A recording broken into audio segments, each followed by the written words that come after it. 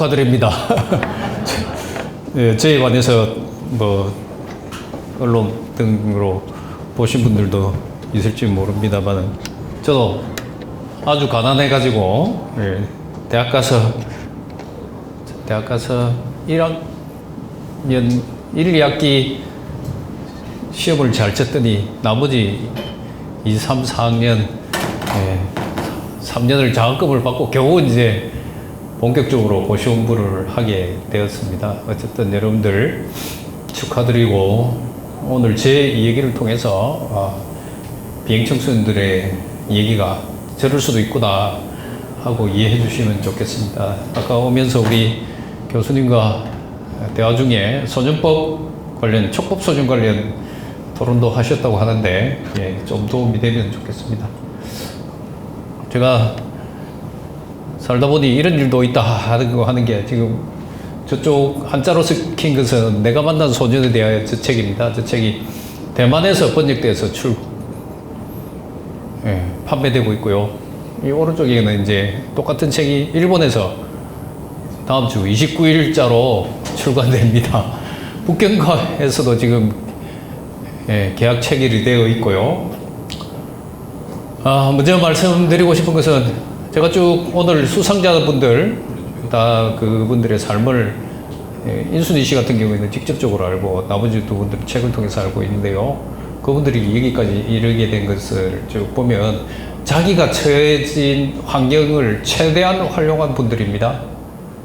여러분들도 여러분들이 주어진 이 환경을 그냥 잊혀버리고 내가 새로운 삶을 살겠다고 하지 마시고 여러분들이 이 삶이 여러분들의 삶의 바탕이 되어서 여기 여러분들 그동안 삶의 최적의 상태를 가지고 최적의 지식을 가지고 있다면 언젠가는 그것을 가지고 활용해서 사회의 두각을 나타낼 수 있다. 그렇게 말씀드리고 싶습니다. 정의하면요, 맨 먼저 등장하는 게 법입니다. 법이 뭡니까? 하면 많은 분들이 쉽게 답변하기 어려운데요. 저는 법을 관계의 준칙이라고 합니다. 따라해 보실래요? 법은 관계의 준칙이다. 로빈슨 크루소 얘기 아시죠? 로빈슨 크루소가 배를 타고 가다가 파손당합니다. 혼자 무인도에 살아남죠. 자, 사람이 혼자 살면 발로 묶고 다녀도 됩니까? 안 됩니까? 고승방가 해도 됩니까? 안 됩니까? 되죠. 바퀴벌레 잡아먹고 살아도 비난할 사람은 없지요. 대소변 아무데나 할 수도 있죠. 그런데요, 누가 나타납니까? 로빈슨 크루소가 한 원주민을 구출해주고 금요일 날 구출해줬다고 해서 이름을 프라이데이라고 지어주고 공동체 생활을 합니다. 공동체 생활을 하면 두 가지 문제가 생깁니다. 첫 번째, 불편합니다. 한 사람은 문명이고 한 사람은 원주민입니다. 한 사람은 손으로 음식을 먹고 한 사람은 포크로 먹어야 돼요. 한 사람 또 주행성일 수 있고 한 사람 야행성일 수 있습니다. 이런 불편함이 생기고요. 두 번째는 두 사람이 갈등이 생기면 저 사람 나를 해치지는 않을까 하는 불안함이 생깁니다. 이 불편함과 불안함을 어떻게 극복해보기 위해서 서로 무엇을 정합니까? 약속을 정하죠. 그 약속이 규칙이고요. 규칙이 강제성을 띨 경우에 법이라고 합니다. 그래서 법을 관계의 준칙이라 하는 이유는요. 주는 지킬 준이고 칙은 규칙이거든요. 지켜야 할 규칙인데 그냥 지켜야 할 규칙이 아니라 공동체가 시작되면 뭐가 생깁니까? 인간관계가 생기고요. 관계가 생기면 관계에서 불편과 불안함을 해소하기 위해서 무언가를 정합니다. 이게 법입니다. 그래서 여러분 앞으로 법이 뭐냐 하면 관계 준칙입니다. 그 중에서 강제성을 띈 관계 준칙을 특별히 법이라고 한다. 이해되십니까? 법의 목적이 있습니다. 법의 목적은 두 가지입니다. 기본적으로 질서 유지와 정의 실현입니다. 그래서 이제 정의의 문제가 비로소 등장하는데요. 아리스토텔레스 같은 경우에는요, 법의 목적을 하나 더 넣었어요. 선, virtues 해가지고 덕, 덕으로 해석되는 성품. 아까 우리 교수님 말씀하셨는데요. 성품의 완성도 법의 목적에 넣어야 된다고 주장했습니다. 하지만 현대 민주주의 사회에서는요, 성품 문제는 개인의 문제로 넘어가기 때문에 두 가지입니다. 목적이 예, 질서 유지와 정의 실현입니다. 그럼 정의는 뭡니까? 정의. 질서 유지는 알 거고. 정의가 뭡니까? 여러분. 정의를 정의해 보시래요. 한번 읽어보실까요? 시작.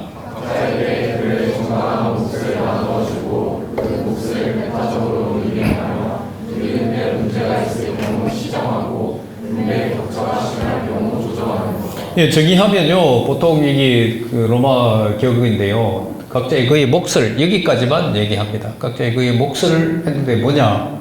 먼저 준다는 거죠. 분배하는 거고. 주고 나서 빼앗으면 안 되죠. 그죠? 내가 누려야 되고. 그 다음에 누리는데 문제가 있으면 시정해야 되고, 바로잡아야 되고요. 분배격차가 심할 경우에는 조정, 재분배하는, 요게 이제 정의의 동적 과정으로서 정의의 개념입니다. 이런 과정 속에서 이제 법원에 가면 개별적 정의를 이제 판단하게 되는데요. 어쨌든 이 개념을 가지고 소송 관련해서 한번 설명해 보겠습니다. 1번 읽어보실래요? 시작. 네. 한 달 동안 일을 했습니다. 300만 원 받기로 사장님하고 약속했는데 한 달 지나서 월급 달라고 하니까 안 줘요. 월급 주세요. 할 수 있죠. 그러면 사장님 이렇게 한다고 해봅시다. 근거가 어디 있느냐? 당신 나에게 300만 원 달라고 요구할 권리가 어디 있느냐 하면 어디에서 출발합니까? 약속입니다. 약속. 당신 나하고 약속했지 않느냐? 예, 정의의 출발점, 분배의 출발점 약속입니다. 약속. 그래서 약속이 중요합니다. 약속이 일반화되면 규칙이 되고요. 그 규칙을 강제성을 띠게 하면 여러분 말은 보통 법이 됩니다. 앞에서 설명을 받드렸는데요. 어쨌든 A 부분이 월급을 받았습니다. 300만 원 받았는데 국가가 이렇게 한다고 해봅시다. 200만 원은 저축하시고 50만 원 세금 내고 50만 원만 쓰라 하면 될까요? 안 될까요? 안 되지요. 왜? 그리고 사유재산 나에게 분배받은 몫은 국가가 최소한의 세금만 떼가고 나머지는 내가 알아서 하겠다. 저축하든 탕진하든 내 마음이죠. 그걸 뭐라고 합니까? 향유 누린다는 겁니다. 그래서 A 부부님이 월급으로 자녀에게 휴대폰을 사주는 것도 향유죠. 자, 이 A가 휴대폰을 가졌습니다. 이거는 다른 사람이 빼앗아 쓰면 안 되죠. 예, 이것도 향유입니다. 향유. 근데요, 이제 B가 A의 휴대폰을 빼앗아 갔어요. 그냥 두면 됩니까? 안 됩니까? 안 되죠. 바로 잡는다. 이걸 한자로 뭐랍니까? 시정입니다. 시정. 바로 잡는다. 그죠? 여기까지는 여러분들이 보통 생각할 수 있는 건데요. 여기서 이제 문제가 발생합니다. A 부모님이 왜 자꾸 B가 친구들 휴대폰을 빼앗아 썼다가 야단 맞고 벌 받고 돌려주고 징계받고 하는지 계속된다는 거죠. 이게 한 번으로 끝나면 좋은데 한 번으로 끝나면 휴대폰만 돌려받으면 됩니다. 야단 치면 됩니다.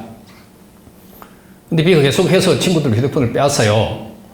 그래서 물어봤습니다. 만나서 왜 친구들 휴대폰 빼앗니? 하니까 부모님이 계신데 이혼하고 두 분 다 연락 두절이다. 국가에 호소해봤더니 부모님 계셔가지고 차상위 계층으로 해서 복지 혜택을 받기 어려운 상태다. 나도 휴대폰을 갖고 싶은데 어떻게 하란 말이냐 이렇게 나오면 여러분 어떻게 하겠습니까? 여러분 뭐 A 부모님이라면 내 아이 문제만 해결하면 된다 하고 하는 게 대부분의 사람들인데요. 저희들은 그렇지 않습니다. 아까도 말씀드렸지만 법원에 오는 날은 비행을 저지르는 아이들이고요. 어떻게든 벌을 주든지 야단을 치든지 해서 재비행을 막는 게 법원의 1차적인 임무거든요. 근데 이거 그냥 근원적인 문제를 해결하지 않고 돌려보내면 새로운 피해자가 발생하지요. 그래서 A 부모님이 자기 자녀 문제뿐만 아니라 장래에 새로운 피해자를 발생시키지 않겠다고 마음을 먹고 그러면 할 수 있는 게 뭡니까? 휴대폰을 사주면 됩니다. 그러면 휴대폰 문제는 해결되지요. 이게 재분배입니다. 재분배. 그래서 여러분 아까 법원 관계 준칙이라 했는데 정의는 이렇게 이해하시면 됩니다. 분배하고 향유하고 잘못을 끼고 시정하고 재분배하는 이 네 단어만 기억하면 됩니다. 네 단어를 기억해서 여러분들이 여러분 말로 연결하면 됩니다. 분배받고 분배받은 거 향유 누리고 누림에 문제가 있을 때는 시정하고, 이 빈부격차가 있을 때는 재분배한다는 게 정의의 개념입니다. 저는 이렇게 이제 4가지 단계로 정의의 개념을 살펴봤는데요. 아리스토텔레스는 2가지로 말합니다. 분배가 들어가는 것을 배분적 정의라고 하고요.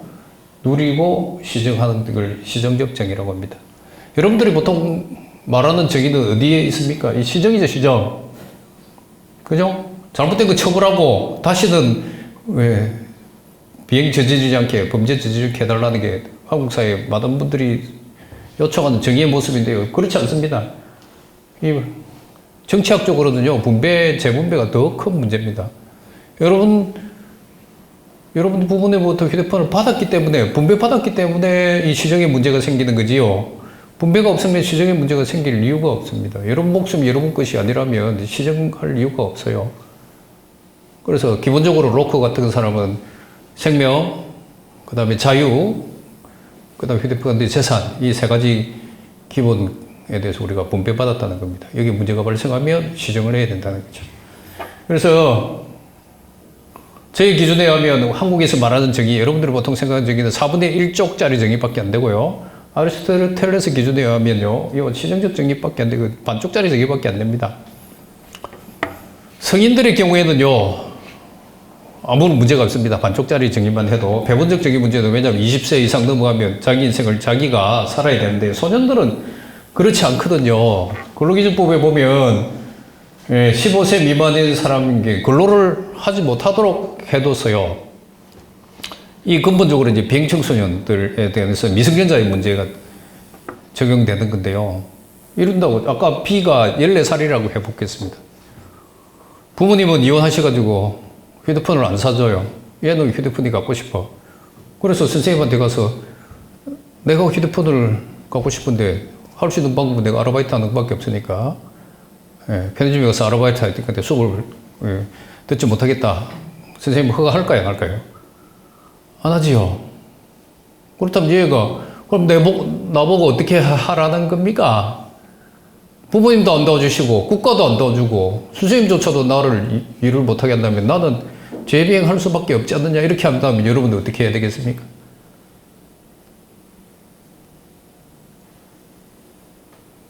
이게 소년범의 정의 문제의 핵심입니다, 여러분. 방법 한 가지죠. 근로기준법을 폐지해버리면 되죠. 14세 너도 일해라. 그럼 이렇게 됩니다. 여러분들은 그래도 부모님 계셔가지고 학교에 나와서 열심히 공부해가지고 사람들로부터 인정을 받고 장학금도 받고 대학도 가고 하는데, 그 친구는 뭐 공부할 여건도 되지 않고 능력도 탁월하지 못해가지고 결국 자기 몸으로 일을 해서 휴대폰을 살 수밖에 없는데, 어떤 애들은 좋은 부모 만나서 학교 다니면서 대학 진학까지 하고, 그 친구는 너는 부모가 아무도 안 도와주니까 국가도 못 도와주겠다. 그래 너는 현지 가서 일해라 하면 정의롭습니까? 정의롭지 않습니까? 정의롭지 않죠. 어른들의 경우에는 이런 근로기준법상의 제한이 없습니다. 하지만 소년들의 문제에는 이런 근로기준법상의 제한이 있기 때문에 문제가 발생하는 거예요. 시정적 정의 문제만으로 해결되지 않는다는 겁니다. 배분적 정의가 같이 가야지만이 된다는 거죠. 그게 소년문과 정의 문제의 핵심입니다. 여러분 앞으로 시각을 좀 바꿔주시면 좋겠고요.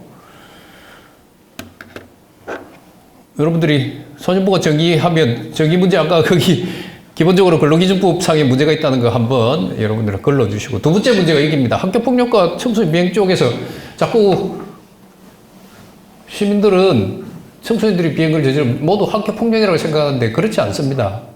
이 2번째 편견을 깨뜨려야 돼요. 1번 읽어보실래요? 시작. 네, 이게 학교폭력이라고 생각하시는 분 손 들어주십시오. 네, 틀렸습니다. 2번째 읽어보세요. 네.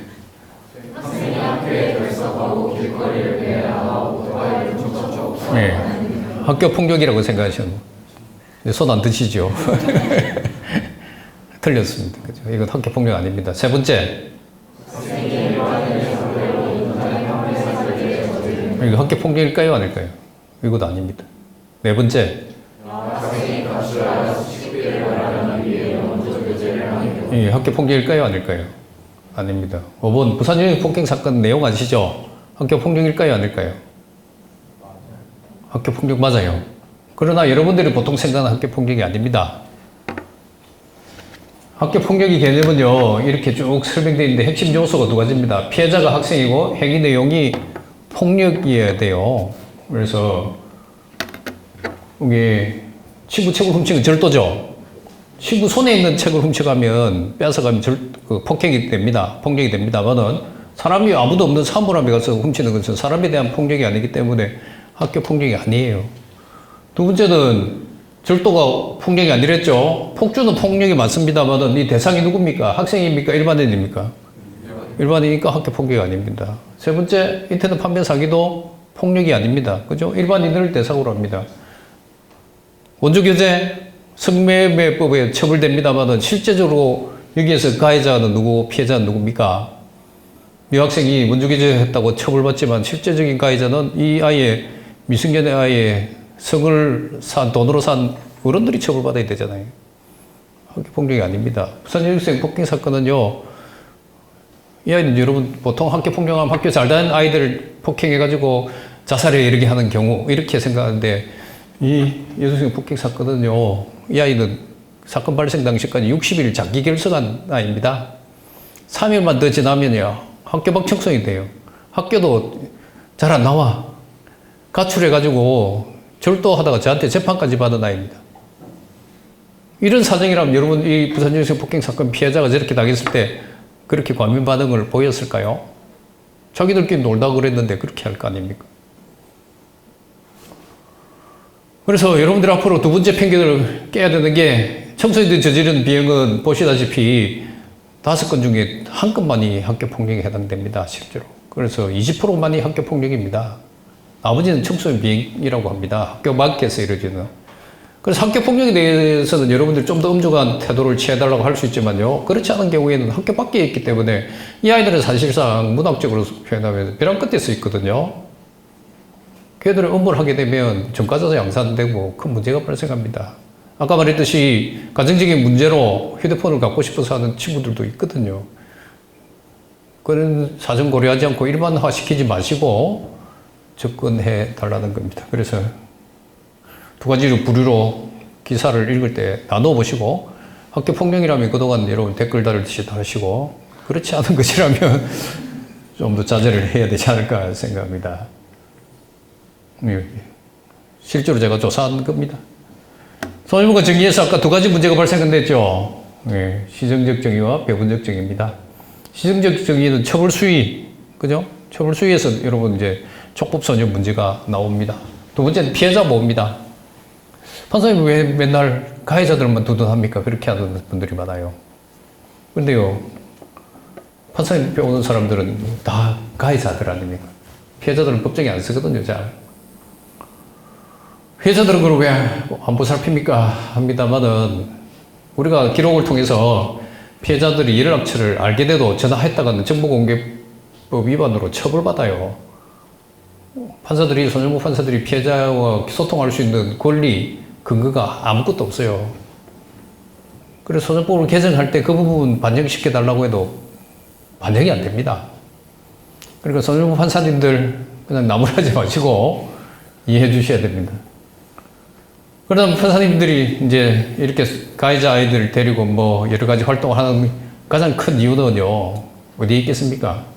새로운 피해자를 발생시키지 않겠다는 의지입니다. 그걸 이해해 주셔야지만이 우리의 활동을 이해할 수 있고 제가 하는 활동을 이해할 수가 있는 겁니다.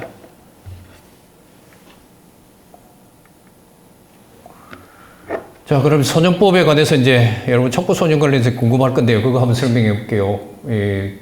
소년 비행에 대한 형사법적 제재랍니다. 형법적 제재가 있고요. 소년법적 제재가 있습니다. 어쨌든 형벌 관련한 모든 법을 형사법이라고 합니다. 형법이 있고 소년법이 있고 폭력행위 등 처벌에 관한 법률이 다양한 형태의 형사법이 있습니다.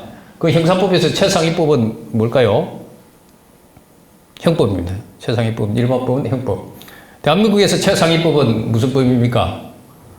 헌법. 헌법은 형법은 헌법에 위반되면 됩니까? 안 됩니까? 안 되죠. 그러면 형사법에서 최상위법은 형법이죠.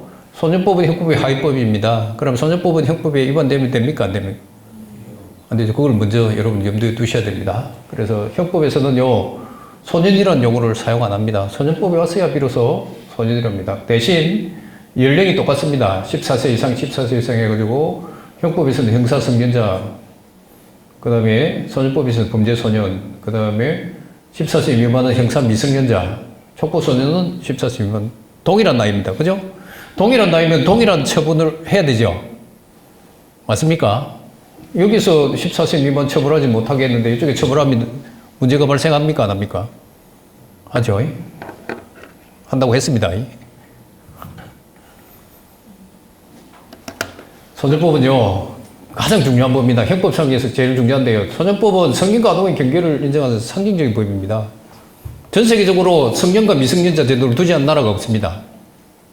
그 성년 나이 문제는 나라마다 조금씩 다릅니다만은 성년과 아동을 구분하지 않는 나라는 야만 국가입니다. 야만 국가. 여러분 한번 생각해 보십시오. 우리 같이 벌써 이제 판사가 되고 인맥이 많은 사람들하고 여러분들하고 이게 성년 미성년 구분하지 않고 그냥 경쟁시킨다면 그게 올바른 정의로운 사회입니까? 아니잖아요. 아동은 아동대로 경쟁하게 해야 되고 성년은 성년대로 경쟁하도록 이런 이원적인 체제를 둬야 됩니다. 그래야지만 여러분들이 경험 적은 여러분들이 보호를 받아요. 이게 미성년자들 제도의 핵심입니다. 핵심. 그것은 그렇다면 미성년자 제도는 민법뿐만 아니라 공직선거법, 근로기준법, 나아가서 형법에도 그대로 반영되는 겁니다. 그래서 그 반영의 틀 속에서 소년법이 나온 거예요. 소년법을 없애잖아요. 그러면 형법상에서 그 연령 규정을 폐지시켜야 됩니다. 그리고 어른과 아이를 동등하게 취급해야 돼요. 아까 말했듯이 여러분들 어른들하고 경쟁해서 돈 벌어가지고 학비 마련하고 그렇게 할 수밖에 없는 구조가 된다니. 그렇게 하진 않지 않습니까? 못하고. 그래서 미성년자 제도 기본적인 게 매우 큽니다. 연령은요, 법령에 따라 다릅니다. 그런데요, 각 법에 따라 미성년자에게 하지 못하게 하는 것, 주지 못하게 하는 것이 있습니다. 민법에서는 기본적으로 무엇을 주지 않습니까? 잘 모르죠. 여러분, 미성년자의 경우에 결혼할 권리를 안 줍니다. 부모 동의를 받아야 됩니다. 법률 행위, 완전한 법률 행위를 할 수가 없습니다. 부모 동의를 받아야 됩니다. 이게 민법의 핵심입니다. 공직선거법에서는 뭐를 주지 않습니까? 선거권을 안 줍니다. 미성년자의 경우. 여러분 억울합니까? 아니죠. 왜? 이게 전체가 여러분 아까 말했듯이 성년과 미성년자의 경계선에서 있기 때문에 벌어지는 일들이에요.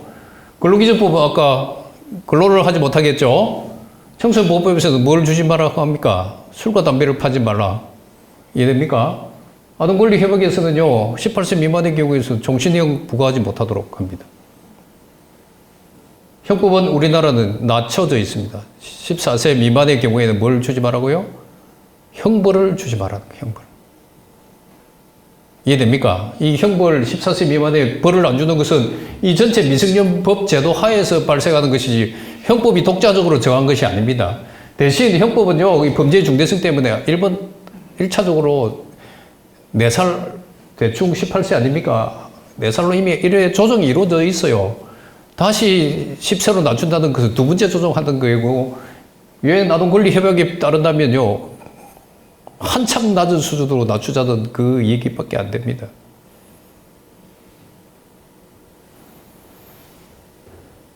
그래서 미성년자의 기본적 의미는요, 법적 제약을 하되 대신 뭡니까? 이런 제약을 하되 어떻게 하라고요? 보호하라는 거예요, 보호. 공직선거법에서도 막아두고, 청소년보호법에서도, 근로기준법에서도 모든 행위, 활동, 민법에서 다 막아뒀잖아요. 막아두고 아무런 보호 조치를 하지 않는 국가는 야만 국가입니다. 그거는 국가의 의무를 이행하지 않는 국가예요. 여러분들이 이렇게 그 장학재단이 만들어지고 하는 것은 국가가 여러분들을 살뜰히 보살피지 못하기 때문에 이런 NGO 단체들이 장학재단을 만들어서 어쨌든 국가가 하지 못하는 것을 보충하겠다는 건데, 원칙적으로는 국가가 모든 복지제도를 다 해줘야 되는 게 미성년자에게는 그게 핵심 원리거든요. 복지국가의 원리거든요. 그 측면에서 이제 형법과 소년법 문제가 발생하는 겁니다. 형법에서는요, 부과는 벌을 뭐라고 합니까? 요 적어놨죠. 뭐라고 합니까? 형벌. 형벌은 9가지 있습니다. 사형에서부터 벌금 등까지 9가지가 있습니다. 9가지. 사형, 무기징역형, 금고형 등등으로. 아까 형법에서는 형사 성년자와 미성년자 나눈댔죠. 형사 미성년자에서는 형벌을 부과 못한다고 했죠. 네, 그래서 14세 미만의 형사 미성년자에는 X가 되어 있습니다. 형벌이 부과 안 됩니다. 형법으로 가게 되면 14세 미만의 경우에는 처벌을 할 수가 없어요. 이해됩니까? 소년법에 오면 이 벌을 뭐라고 합니까? 보호처분이라고 합니다. 보호처분. 똑같은 나이입니다. 그죠? 형사성년자가 이름만 바꿔서입니다. 14세 이상의 경우에 보호처분, 형벌 부과하는 건 맞죠? 그러나 여기서 은근슬쩍 촉법소년은 14세 미만의 미성년자이기 때문에 보호처분 부과해야 됩니까? 안 됩니까? 상위법에서 하지 말라고 했는데 하위법에서 하면 됩니까? 안 됩니까? 안 되는데 은근슬쩍 해놨어요. 여기도 두 번째 조정이 이루어진 겁니다, 여러분. 그래서 지금 소년법은 여러분 모르겠지만 형법 위반될 소지가 있어요. 미성년자 제도에서는 이 형사법을 부과하지 말라고 대원칙을 정해놓는데 소년보호처분 2년짜리지만 2년 차장이 소년원에 보내는 2년 보호처분이지만 은근슬쩍 촉법소년에 대해서 보호처분으로 하도록 해놨단 말입니다. 첫 번째 소년보호처분, 특히 소년법에서 촉법소년의 소년보호처분은 형법 위반될 소지가 있습니다. 여러분 이런 건 생각 못 해봤지 않습니까? 자, 그렇다면 여러분들이 소년법 폐지 주장을 하셨는데요. 예, 도표, 그림으로 제가 이렇게 소년법을 날렸어요. 그럼 14세 미만의 미성년자에서 처벌할 규정이 있습니까? 없습니까? 그럼 소년법 폐지하면 됩니까? 안 됩니까? 현재 상태 그대로 두고 소년법 폐지하게 되면요, 2년으로 소년원에 송치하는 처분조차도 못하게 돼요. 그럼 소년법 폐지하면 됩니까? 안 됩니까? 안 되지요. 그동안 왜 소년법 폐지하자고 했습니까?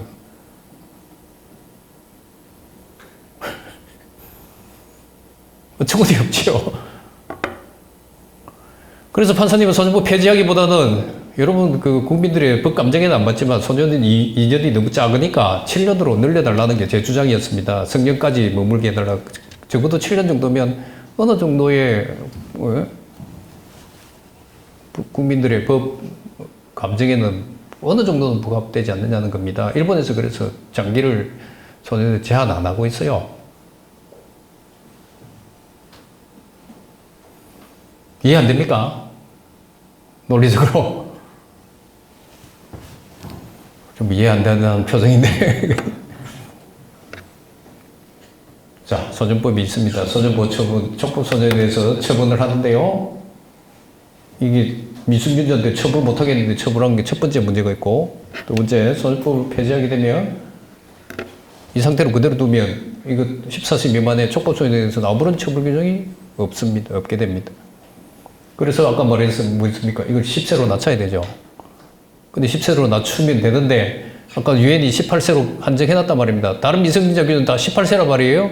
이미 근데 형법에서는 14세로 한번 조정이 이루어지는데 10세로 조정되면 세계적으로 유례 없는 형법을 제정하는 국가가 되는 거예요.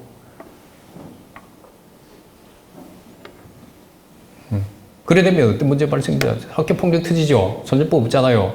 그럼 한 아이가 자기 인생이 걸린 문제이기 때문에 난 무죄다 하면서 법정에 서서 무죄 주장하죠. 그럼 그 주위에 20명 맞다면 20명 다 법정에서 적어내야 돼요. 네 받냐 안 받냐? 그럼 학교 수업이 제대로 될까요 안 될까요? 안 됩니다. 이런 여러 가지 정책 사항을 고려해서 소년법을 두고 있는 겁니다. 여러분들 보기에 가볍다고 생각하지만 그 가벼움의 기초가 어디냐고 출발이 아까 미성년자 아닙니까? 성년과 미성년자 구분 거기에서 출발하거든요. 여기서부터 출발해서 보지 마시고 저 위에서부터 성년과 미성년 구분 이 규정부터 이렇게 내려와 보면 이 부분이 이해가 돼요. 여러분들은 지성인 여러분 같은 지성인 정도는 그 정도로 이제 위에서부터 차근차근 논리적으로 따져와서 아, 소년법 폐지하면 안 되겠구나 이런 입장에 서야 됩니다.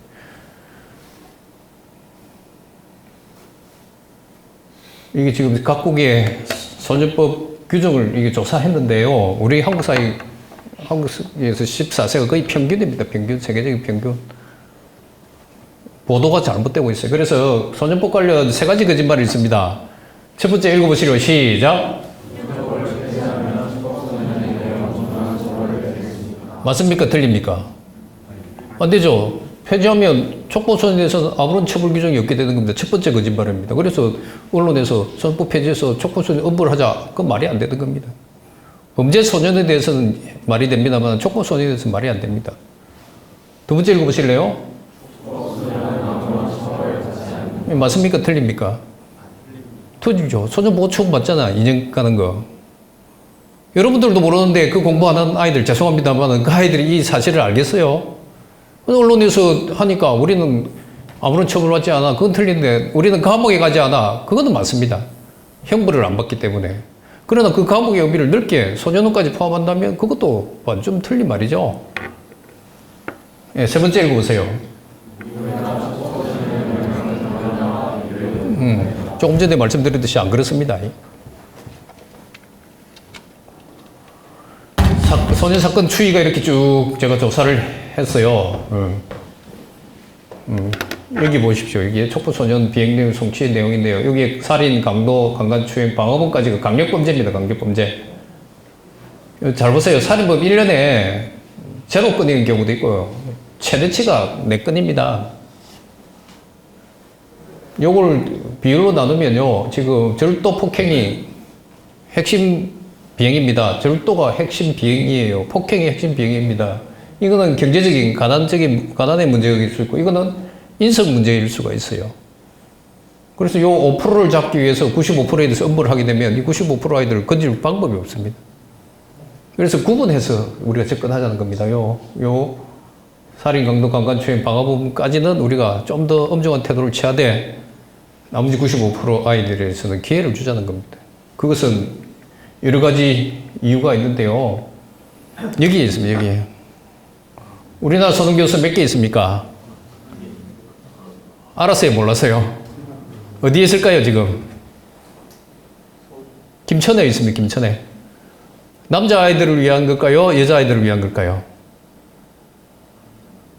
남자아이들을 위한. 그 여자아이들을 위한 소년교도소는 대한민국에 있습니까? 없습니까? 이런 나라는 없습니다. OECD 경제대국 10위 안에 들은 나라가 여자아이들을 위한 소년교도소조차 없어요. 70년째, 해방 이후 70년째. 그럼 여자아이들은 어디 갑니까? 교도소에 수감되면. 어른들하고 같이 생활하잖아요. 여러분 찬성합니까? 제가 14년째 소년교도소 만들어 달라고 하는데 아무도 안 만들어줘요. 관심 없어요. 남자아이들을 위한 소년교도소 딱 하나 있습니다. 김천에. 여기서 가장 큰 문제가 뭐라고 생각합니까, 여러분? 서울 아이들도 김천에 가고, 부산 아이들도 김천에 가고, 광주 아이들도 김천에 가고, 대전 아이들도 김천에 가고, 대구 아이들도 김천에 가고. 무슨 문제가 발생합니까? 그들끼리 패밀리를 만들어주지 않겠습니까? 이게 대한민국의 교정의 현실입니다. 70년째 안 바꾸고 있어요. 롤스로이스 남 사건 아세요? 네. 그 청년이 소속되어 있는 조폭 이름이 뭔지 아십니까? 여러분들은 관심 없잖아요. 또래 조폭입니다. 또래 조폭.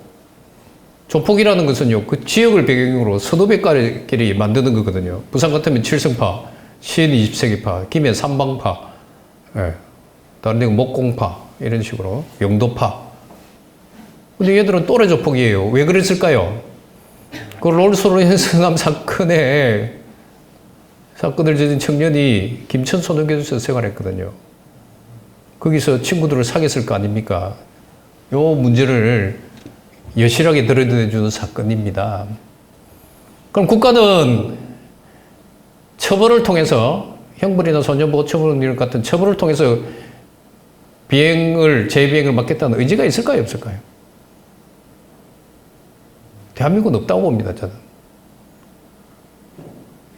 일본 보세요. 일본은 소년원이 52개입니다. 우리는 소년 10개입니다.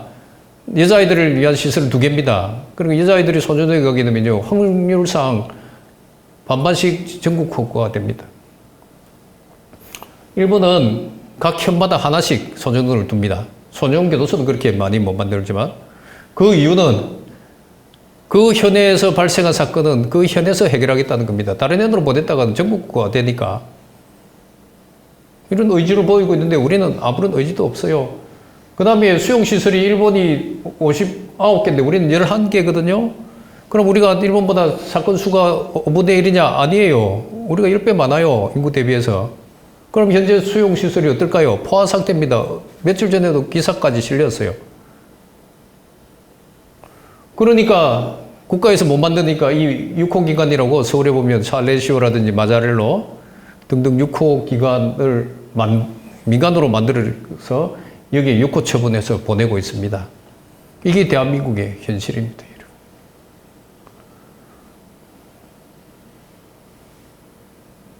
제가 주장하는 그거예요. 어른들은 투표권이 없는 아이들에 대해서는 관심이 없어.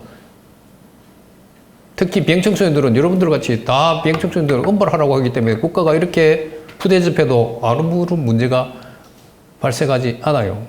제가 이런 문제를 주장해서 언론에 인터뷰하면 댓글이 악플이 수천 개씩 달립니다. 판사님, 그 아이들 뭐 호텔을 제공해 줄 거냐고. 어떻습니까, 여러분? 여기서 생활하는 아이들 몇 명 정도 되는지 아세요? 연간 수용 인원이 풀로 채워도 5,000명밖에 안 돼요, 5,000명. 그러면 소재 사건 수가 몇 건이냐? 연간 6만 건, 현재. 6만 명이라고 해보겠습니다. 6만 명은 아닌데 6만 건이니 6만 명이라고 하고 격리 생활을 하는 아이들이 5,000명. 그러면 6만에서 5,000명 빼면 몇 명입니까? 5만 5,000명 어디에 있습니까, 여러분? 그럼 여러분 곁에 있어요. 여러분들 보지 못하지만 투명인간처럼 학교 밖으로 내쫓기고 가정에서 내쫓기고 여러분 친구들 눈에서 안 보이고 그 아이들은 투명인간 아닙니까? 사건만 터지면 촉법소년이라는 이름으로 거대하게 신문기사에 실리고 그 외의 경우에는 전혀 복지 혜택이라든지 아무도 도움받지 못하고 살아간 애들. 여러분 삶은 어떤 삶을 살고 싶습니까? 아, 나는 막 그 아이들하고 관계없으니까 국가를 위해서 좋은 일 하겠다. 좋습니다. 그러나 이 5만 5천 명 되는 아이들 그냥 두면 무슨 문제가 발생할까요? 여러분 세금 더 많이 나가는 겁니다. 범죄자 한 명이 발생하면 몇 개의 기관이 필요합니다. 5개의 기관이 필요합니다. 수사를 하는 경찰서, 경찰관. 두 번째, 기소를 하는 검찰청, 검사. 세 번째, 재판하는 법원과 판사와 직원들. 네 번째, 수감시키는 교도소와 교정직 직원들. 출소하고 나면 보관처를 내는 보관처소 직원들. 5개 기관이 필요하고 엄청난 돈이 들어갑니다. 그리고 미국 같은 경우에는요, 전 세계 수감자 20%가 미국 교도소에 수감되어 있는데, 그렇게 해서 미국이 범죄율이 줄어들었냐? 오히려 증가하고 있어요.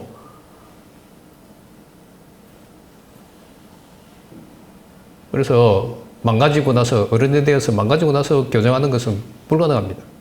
그래서 어릴 때 우리가 좀 더 기회를 줘서 이 5만 5천 명에 대해서 격리하고 싶어도 하지 못하는 이 5만 5천 명에 대해서 우리가 기회를 줘서 그 아이들을 한 사람이라도 더 세금을 축내지 않도록 한다는 게 여러분들한테 전체적으로 도움이 되는 겁니다. 여러분 당장 비행 내용만 보면 화나고, 그죠? 뭐 그런 아이들 있나? 나도 어려운데. 저도 제 얘기를 보셨는지 모르겠지만 9 식구가 단칸방에서 공부를 했거든요. 중학교 때는 학교 갔다 오면 밥 먹고 잡니다. 왜냐하면 가족들이 시끄럽기 때문에. 그래서 가족들 다 주무시며 저 혼자 밤에 새벽에 일어나서 혼자서 책상 펴고 공부를 했어요.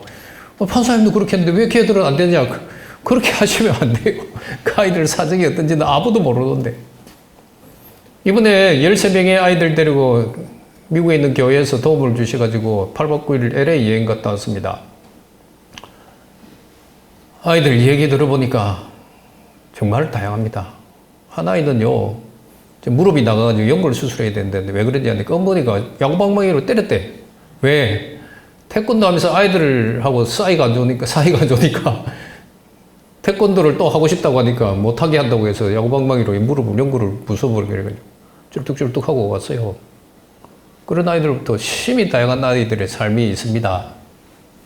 비행 내용만 보지 마시고요. 그들이 왜 그 얘기까지 이렇게 했는데 환경적 요인도 보세요. 여러분 학생 선정할 때 여러분 환경조직 다 보고 가지 않습니까? 성적뿐만 아니라. 그겁니다. 그렇게 해야지만 이 올바른 평가가 이루어질 수가 있거든요.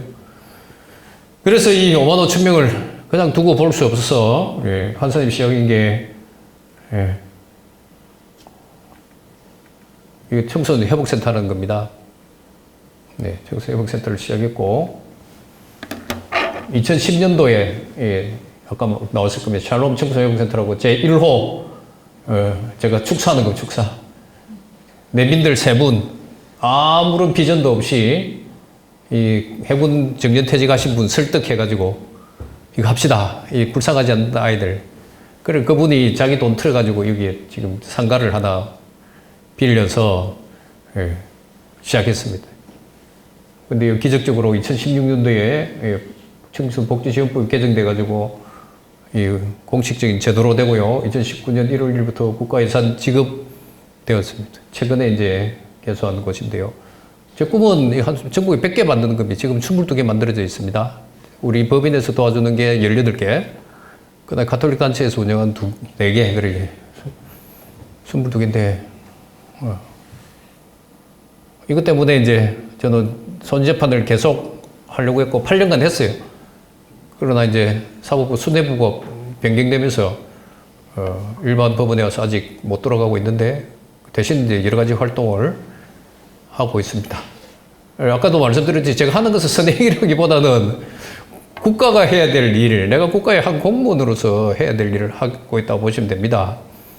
여러분, 판사라는 게 국민으로부터 권력을 받았잖아요. 이 권력을 나를 위해서 쓰는 것이 아니라 국민들을 위해서 쓴다고 보시면 됩니다. 그러니까 많은 분들이 칭찬하고 있는 거지요.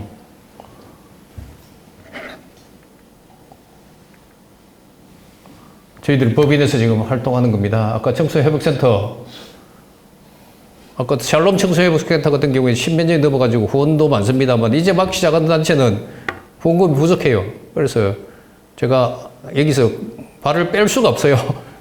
그래서 계속 활동하고 있고, 그 중에 이 축구단을 운영합니다. 만산소년 FC 7년째 하고 있습니다. 왜 하냐면 아이들 인성을 바꾸려고. 축구 잘 못합니다. 축구 잘 못하는데 축구 하러 오면 하고 싶은 애들 있거든요. 그럼 조건이 3가지입니다. 못하더라도 열심히. 어슬렁거리면 제가 중간에서 뛰기 때문에 퇴장 바로 시킵니다. 바로 교체합니다.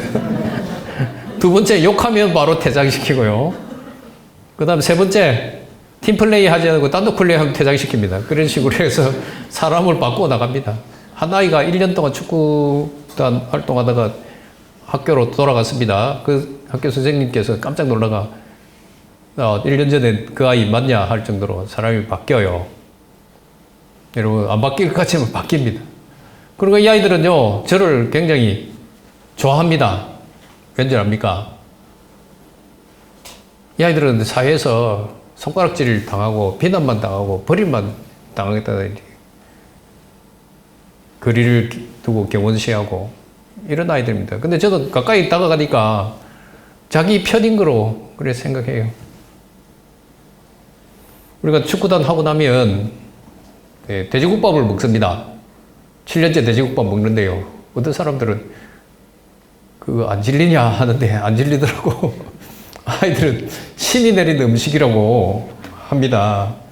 이게 2년 전에 그날은 좀 적게 왔어요. 지금 요즘 60명이 오는데 20명이 여름에 돼지국밥 먹고 이 추가로 공깃밥 생깁니다. 그래서 그 사장님이 깜짝 놀라서 저한테 보내준 사진인데요. 애들하고 이렇게 한 2달 정도 먹이고 가까이 하면 조금씩 변해요. 근데 6개월은 너무 짧아요. 회복센터에 머무는 기간 6개월이거든. 좀 더 길게 주면 좋겠는데 그렇지 않고 법이 정해져 있는 거라서 이 돼지국밥 사장님이 처음엔 저를 조직폭력배 두목으로 생각했던 거예요. 애들이 문신하고 덩치 큰 애들이 밥 먹고 나면 폴더 인사하면서 잘 먹습니다 하고 가니까 그런데 이제 저를 이제 알아보고 작년 말에 7년 만에 처음으로 판사님 이거 댁에 가서 드십시오 해가지고 돼지국밥 이 봉지에 사서 딱 한 번 주더라고요. 할인도 안 해줘요. 이번에 이 축구단 애들 중심으로 우리가 8박 9일 여행 가고 멕시코 국경 넘어서 거기 있는 보육원에 있는 축구단하고 활동했는데 18대 빵으로 졌습니다.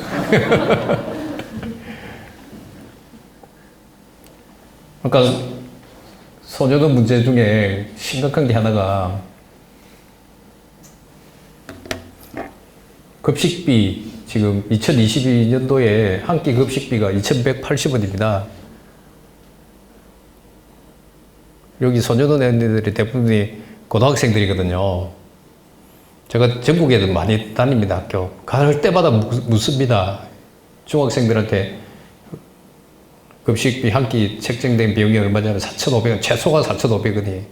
근데 지금 소녀동에서는요, 절반도 안 됩니다. 제가 처음 시작할 때는 얼마인 줄 아세요? 1,550원이었어요. 2010년도에. 매년 제가 SNS나 페이스북 인터뷰에서 급식비 올려달라고 했는데 1년에 50원씩 올렸습니다. 이게 지금. 말이 됩니까, 여러분?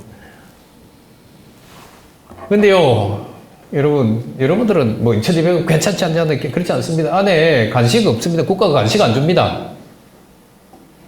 여러분들은 죽 먹고 간식 먹으면 되죠. 그죠? 또 편의점 가서 뭐 사 먹으면 되는데 그 안에 편의점 PX 없습니다. 교도소에는요, 이 가족들이 보내준 영치금으로 사식을 먹을 수 있는데 소녀는 안 됩니다. 이게 전혀 안 되기 때문에 이 2,180원, 지금 2,200원 정도 되겠는데요. 이것까지 오로지 새끼를 버텨요. 전쟁 저시 되면 식사가 종료됩니다. 왜냐하면 주방에 일하는 분들이 공무원이기 때문에 6시에 퇴근해야 되거든요. 그럼 아이들 6시 이전에 밥을 다 먹어야 돼요. 그 다음날 아침에 7시까지는 쫄쫄 굶어요. 이수정 교수님 아십니까? 경기대학교 범죄심리학과. 이분이 연구를 했습니다. 소년에 가면 여러 가지 과가 있어요. 직업교육하는 거. 제과제빵, 그 다음에 자동차, 용접, 중장비, 그 다음에 미용, 네일아트. 이 5개 직업훈련이 있고, 제주도는 특별하게 그 캐디과가 있습니다. 연구를 했어요. 이 과 중에 자격증을 취득해가지고 사회 나왔을 때 어느 과 소년들이 재비행률이 가장 낮겠느냐 했는데 어딜까요? 제과제빵이죠. 왜? 염습하다가 먹을 수가 있기 때문에. 그러면서도 국가는 그 연구 보고서를 반영조차 안 합니다.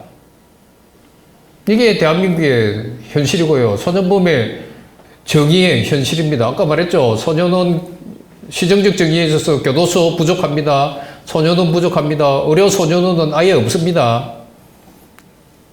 그 다음에 그 다음 단계에서 이 소년원 안에 대우가 너무나 열악합니다. 그 다음 단계에서 5만 5천 명에 대해서는 국가가 완전히 손을 놓고 있어요. 그래서 제가 시작해서 청소회복센터를 시작하고 거기에서 한 센터당 10명의 아이들을 갖고 생활합니다.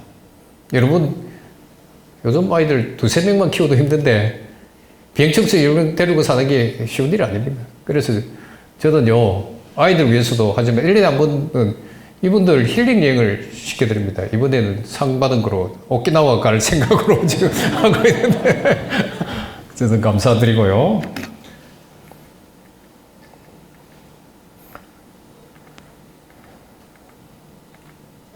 그래서 이제 소년원에 지금 매달 1회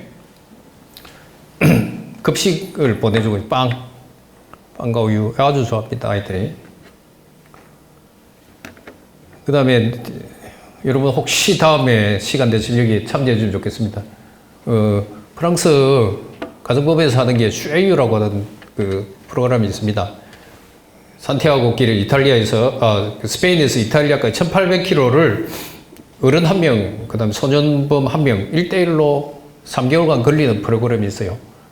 교도소 찾아가가지고, 여기서 3개월 있을래? 아니면 걸을래? 이렇게 선택해가지고 3개월간 같이 걷게 합니다. 그 종주하고 나면 인생이 바뀌어요. 종주하고 나면 가정법원 판사님들이 막 이제 그 성대한 파티를 해줍니다. 우리는 3개월은 못하고 제주도 8박 9일 도보 여행을 합니다. 지금까지 47팀이 갔다 왔고 많은 아이들이 회복되었어요. 여러분들 혹시 시간 되시면 남자는 남자, 그 다음에 여성은 여성 이렇게 해가지고 1대1 매칭 시켜가지고 8박 9일 그냥 걷기만 하면 됩니다. 비용은 우리가 모두 다 부담하고요. 그 다음에 호텔이라든지 게스트하우스도 우리가 다 예약해 드립니다. 혹시 관심 있으시면 참여하시고 그 아이들 삶도 한번 들어보면서 이해하시고, 그러면서 여러분들이 대한민국의 멋진 리더가 되세요. 리더가 뭡니까? 똑똑한 사람 아닙니다. 리더는 끌어주는 사람이에요. 끌어주는 사람. 여러분들이 남보다 한 발짝 앞서 있으면 리더입니다. 여러분 한 발짝 뒤처진 사람들을 손을 잡고 끌어주는 게 리더라고 생각하시면 됩니다. 다른 거 없습니다. 그 차원 리더라고 생각하지 마시고 그런 마음으로 여러분들이 이 장학재단에 선발돼서 축하드리고 매우 자랑스럽습니다. 이 장학재단에 배출된 인재들이 대한민국을 바꿔놓읍시다. 무수한 장학재단이 있었습니다. 처음 시작은 여기 한재공익재단과 비슷하게 시작했을 겁니다. 그러나 그 장학재단 출신 사람들이 이 사회에서 어떤 영향을 미치느냐? 그건 연구가 안 돼 있는데, 그죠? 정말 여기 출신 장학재단 사람들은 탑에서 국가를 리드하는 사람들도 있고, 가장 밑바닥에서 저같이 비행청소년들, 남들이 혐오하고 편견을 펼치는 그 아이들을 위해서 또 수고한 사람도 있고, 테레사 여사와 같은 사람, 그 다음에 부산에 저희 집 바로 옆에 동네에 이태석 신부님, 생가가 있어요. 우리 중학교 바로 앞에 있는데, 그런 분들의 삶, 그렇게 하면서 사회를 바꿔나가고, 대한민국을 바꿔나가고, 이름을 더 높이면 됩니다. 여기서 제가 마치겠습니다. 감사합니다.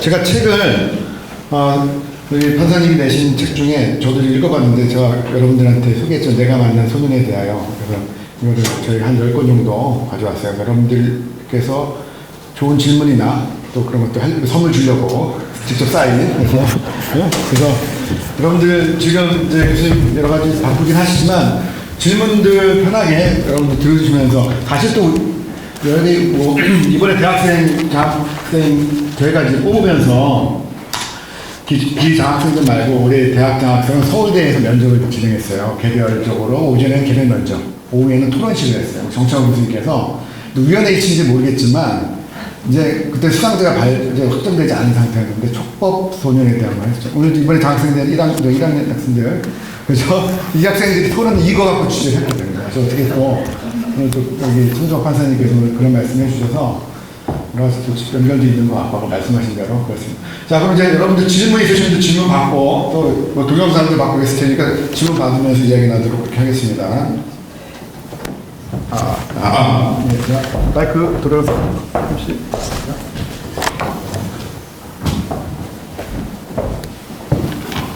네, 안녕. 일어서서 자기소개하고. 네, 저는 현재 10기 대학 장학생 이번에 뽑힌 정유찬이라고 합니다.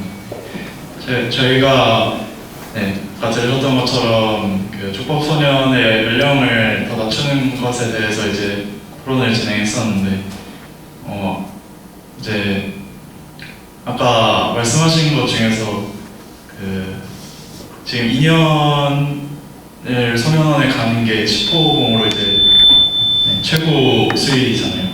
근데 아까 그거를 7년으로 늘리려고 하셨는데, 그러니까 그런 구체적인 어떤 방법들이 뭐가 있는지 궁금해서 여쭤보고. 네, 아까 말씀드렸지만 기본적으로 촉법소년 문제는 전체 대한민국 법체계 성년과 미성년자 구분하여서 설정된 제도이기 때문에 연령 규정은 생물학적으로는 그 14cm 정해져 있지 않습니다만 한 국가의 사회가 그 선을 우리가 미성년자로 하겠다고 약속한 거거든요.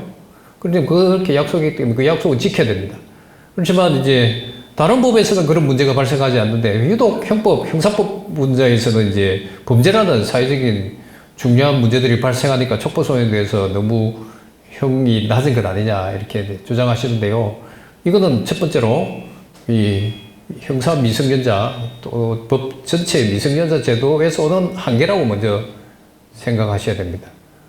이해됩니까? 그 한계를 무너뜨리게 되면 아까 1살까지 내려가야 되는데 1살까지 내려가게 되면 아까 형사법정에 많은 아이들이 서게 된다는 그런 두 번째 문제가 발생하고요. 그래서 그 나이를 정하는 것은 국가, 국민, 시민들이 정하는 거기 때문에 뭐 14세, 13세까지 하는 것에 대해서 저는 반대 안 합니다. 국민들이 찬성하면. 그렇다면 이제 문제가 모두 해결되느냐? 아니죠. 12세, 11세, 10세도 여전히 문제가 남거든요. 그러면 옛날에 9살짜리 아이가 아파트에서 벽돌 던지고 할머니 돌아가셨단 말입니다. 9살까지도 처벌하자고 할 수가 있어요. 그 한계를 우리가 생목적으로 설정할 수 없기 때문에 국가 사회가 합의한 선에서 우리가 양보해야 된다는 겁니다. 이해됩니까? 그렇다면 이제 그 촉법소년에 대한 범죄에 대해서는 어떻게 접근할 것이냐? 아까 말했죠. 형사법의 대원칙인 형법에서는 형사미성년자에서 아무런 벌을 주지 말라고 했는데 소년법에 와서 은근슬쩍 벌을 주고 있단 말입니다. 이전이 그러니까 거기 여러분들이 그 감정에 맞지 않을 수가 있는데 그렇다면 적어도 성년까지 할 수 있는 최대치가 7년이니까 그 정도까지 양보하는 방법밖에 없지 않느냐 이겁니다. 촉법선이라는 제도를 둘 수밖에 없다면 그게 최대치가 아니냐 그렇게 생각합니다. 성함이 어떻게 됩니까? 정유찬. 예, 나오세요. 바로 써주십니다. 자, 뭐 개인적인 질문도 상관없어요. 개인적인 질문도. 자, 또, 예.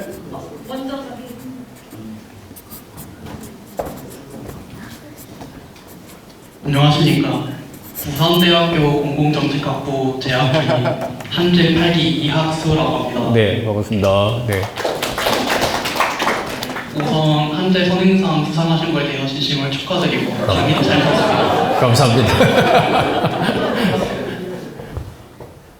제가 지금 학부 과정에서 판사를 꿈꾸고 있어서 여러 법학 과목을 들으면서 오늘 강의 되게 인상 깊게 들었는데 그 중에서 제가 헌법 관련된 내용에서 되게 별부를 시켜서 볼 수 있었던 점이 오늘 천정호 부장판사님께서 얘기했었던 그런 촉법소년에 대한 형사정책적인 그런 걸 펼치는 거나 그런 거에 대해서는 우리 헌법이 있고 다른 선거법 제한이라던가 제한 능력자 제도를 두면서 그들을 보호하고 보장해야 되는 게 우리 헌법과 법질서가 예정하고 있는 것이라고 저는 생각하고 있습니다. 그런데 우리 국민들의 법감정 차원에서는 되게 응보형이라던가 엄벌주의를 되게 주창하고 있는 것 같은데 그런 법 질서가 예정하고 있는 점과 우리 국민들의 법감정 간의 괴리에 대해서 어떻게 생각하는지 궁금합니다. 네, 아까 예, 좋은 질문 감사한데요. 아까 말씀드렸습니다. 국민들은 이 사실관계부터 출발해서 그 감정을 벗어나려면 논리적 근거를 부여받아야 되는데 법학적인 그 깊은 병이 없기 때문에 그 한계를 못 넘어가시거든요. 그렇다면 이제 여러분 같은 리더들이 적어도 위에서부터 헌법의 체제에서 미성년자 제도와 형법과 소년법 체제를 이해했다 하면 그것을 바탕으로 국민들을 설득시켜야 됩니다. 그게 리더입니다. 제가 하는 역할이 그겁니다. 저는 가면 많은 비난을 받을 때가 있어요. 그렇지만 아닌 건 아니라 해야지. 안 그렇습니까? 인기성 발언해가지고 좋을 게 하나도 없어요. 욕을 얻어먹더라도 옳은 건 옳다고 해야 됩니다. 가장 심하게 반대에 부딪혔던 게 그 부산 유영세 폭행 사건 터졌을 때 소년법 폐지하면 법치주의에 반한다는 제가 중앙일보에 사설을 썼고요. 그 다음에 CBS 노컷 뉴스에 인터뷰 나갔습니다. 김현정 MC하고 했는데 거기 악플들이 5,000개 이상 달렸어요. 그러나 그 뒤로 어떻게 된지 아세요? 소년법 폐지하면 안 되구나. 대부분의 건강한 지식을 가진 사람들이면 소년법 폐지하면 안 된다. 다른 방향을 털기 시작했고 지금 결국 마지막 나는 게 이제 촉법소년 문제입니다.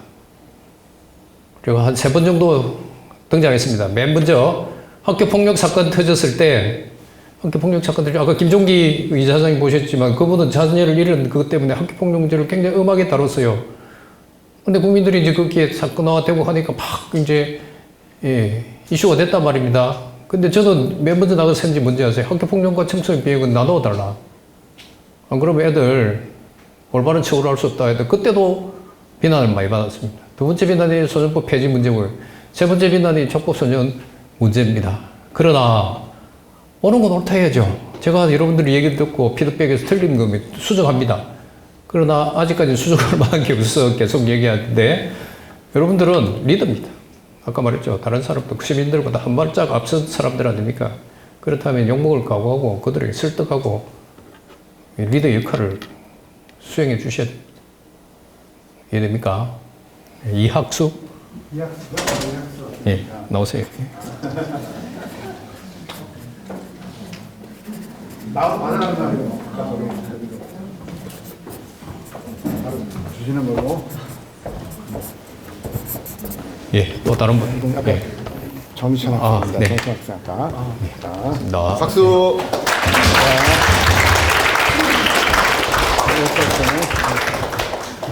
또 질문 아까 금기? 네.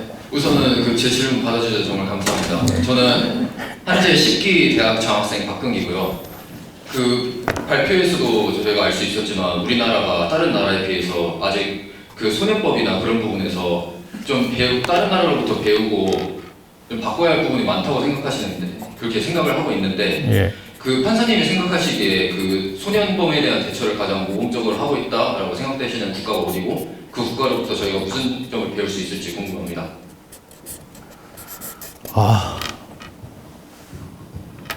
모범적으로 하고 있다는 나라는 없어요. 각국마다 소년 문제는 여전히 우리 사회처럼 뜨거운 그 핫포테이토거든요.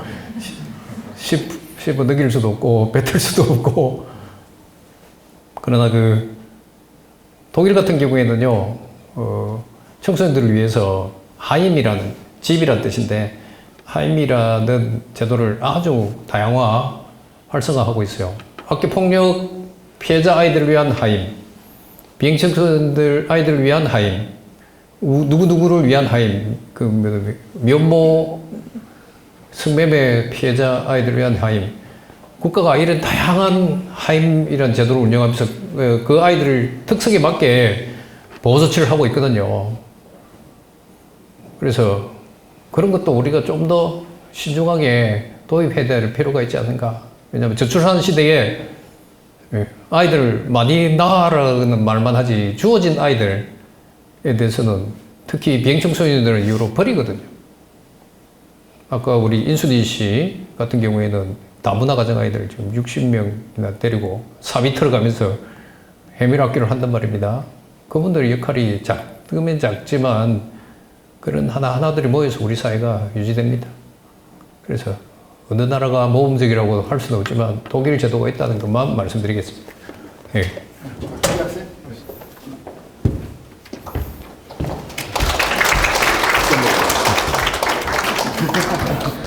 또, 예. 예. 네, 안녕하세요. 저는 6기 장학생 주의 다음입니다. 제가 궁금한 점은 아까 사례에서 말씀하셨다시피 핸드폰을 다른 학생에게서 뺏은 친구는 부모님이 사주지도 않고 돈이 없어서 다른 친구들한테 뺏었고 이런 근본적인 문제를 해결하는 게 중요하다고 말씀을 하셨는데 판사님께서는 학생들을 마주치면서 직접적으로 금전적인 지원을 해주시거나 아버지가 돼주시지는 못하잖아요.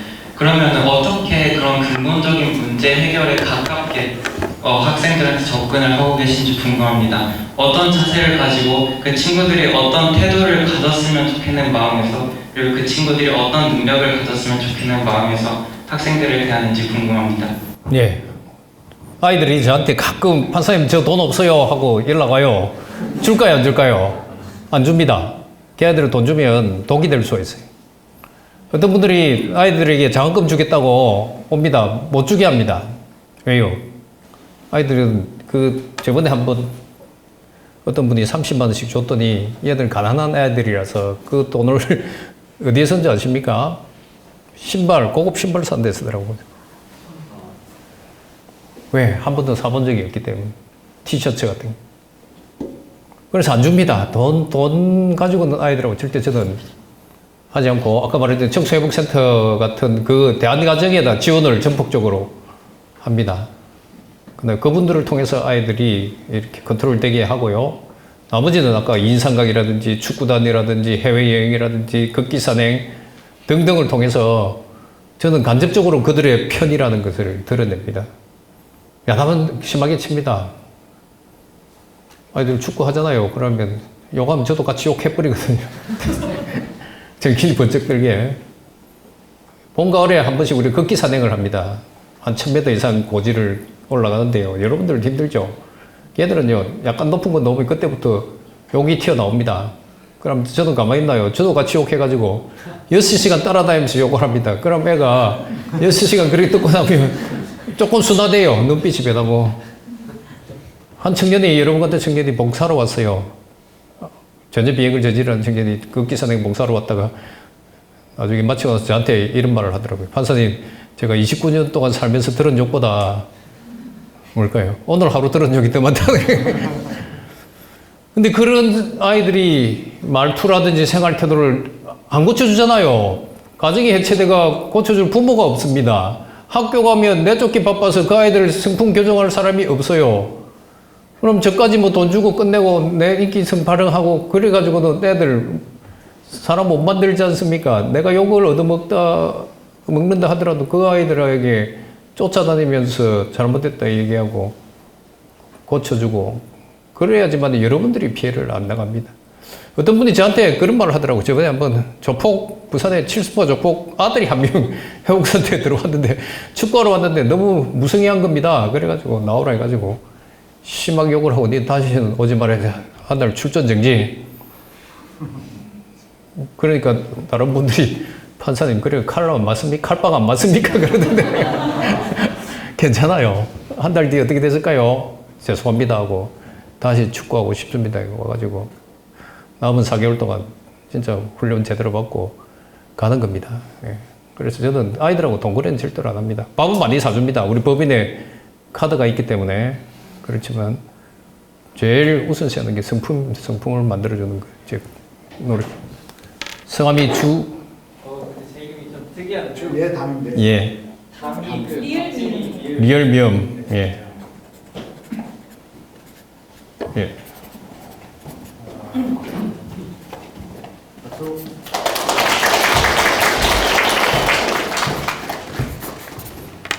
맞아요. 예. 그렇죠. 네, 다른 분. 네.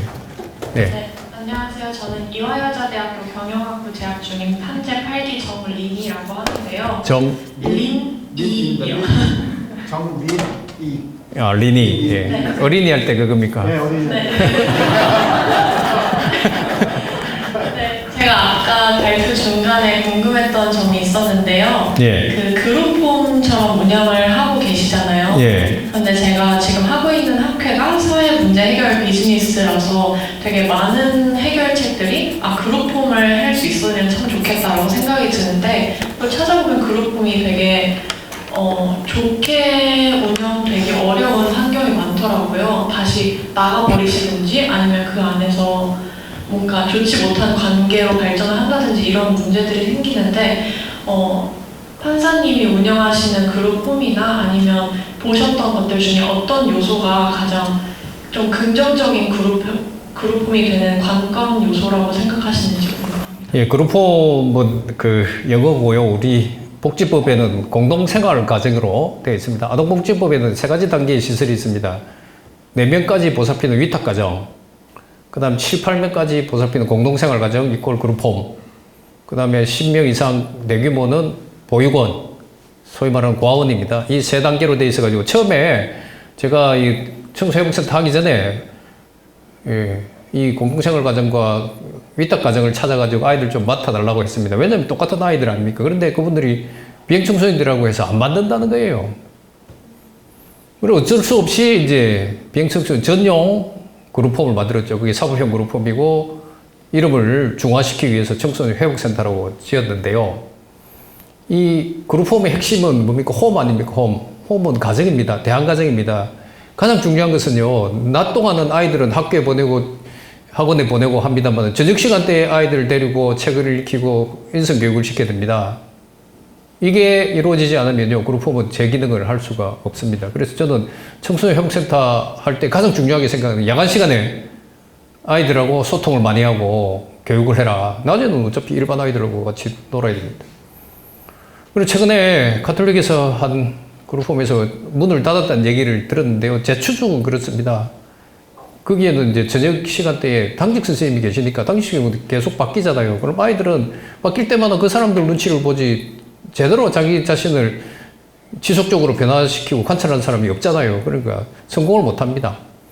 그래서 제가 생각하는 그룹홈은요, 진짜 가정 형태로 부부 역할을 할 수 있는 두 분이 있어서 한 사람이 두 개 역할을 하면 안 됩니다. 야단치고 또 사랑 주고 하면 애들이 신뢰를 안 하거든요.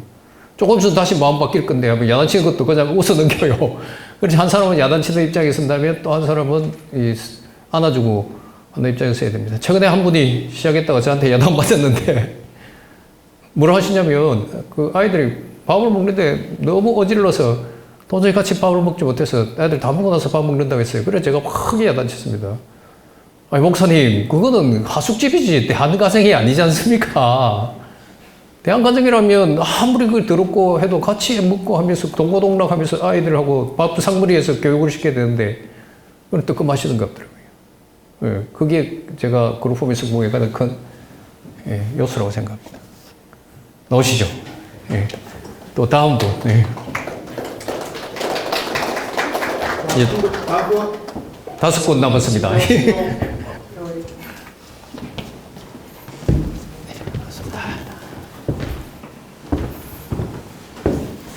네. 네, 안녕하세요.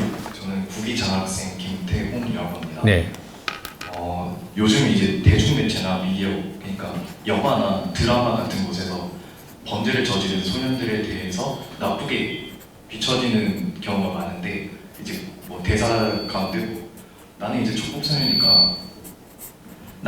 촉법소년이니까 뭐 벌 안 받아, 뭐 나 이제 감옥 갈게,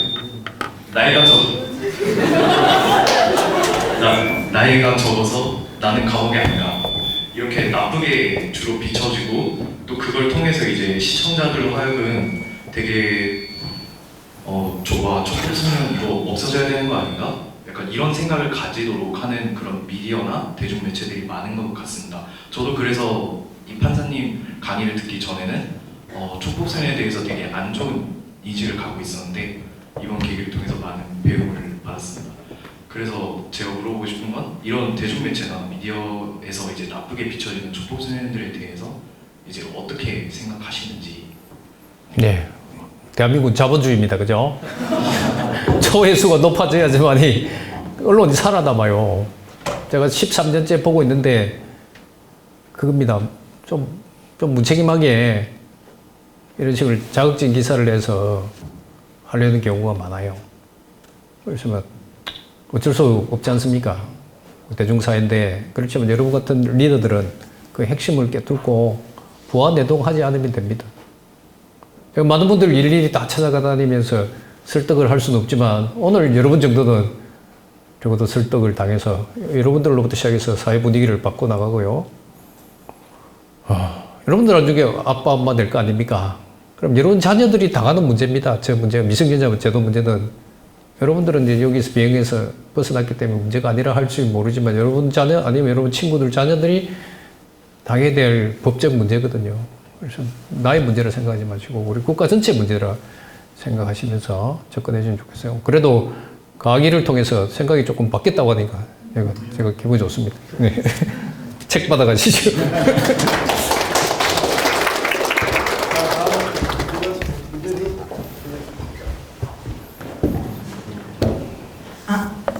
네, 안녕하세요. 저는 7기 장학생 이진숙이고요. 지금 행정학을 공부하고 있는 학생입니다. 제가 판사님께서 말씀해 주셨던 그런 아이들과 함께하는 프로그램이랑 좀 비슷한 경험이 좀 있는데요.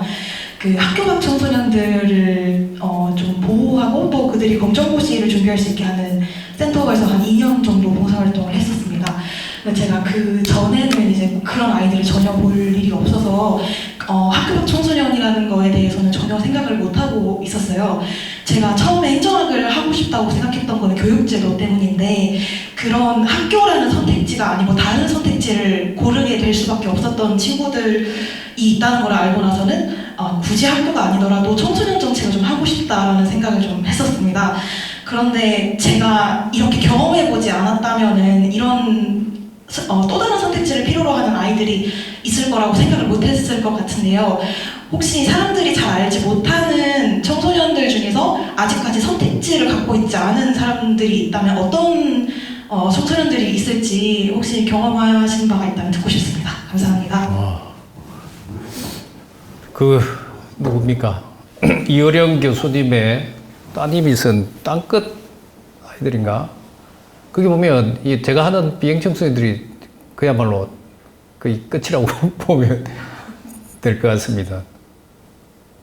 금전고시 문제가 나와서 얘기 드리는데요. 학업 이탈 청소년들이 중졸 검정고시는 어느 정도 해결이 됩니다. 여러분들은 잘 이해 못 하실 건데요.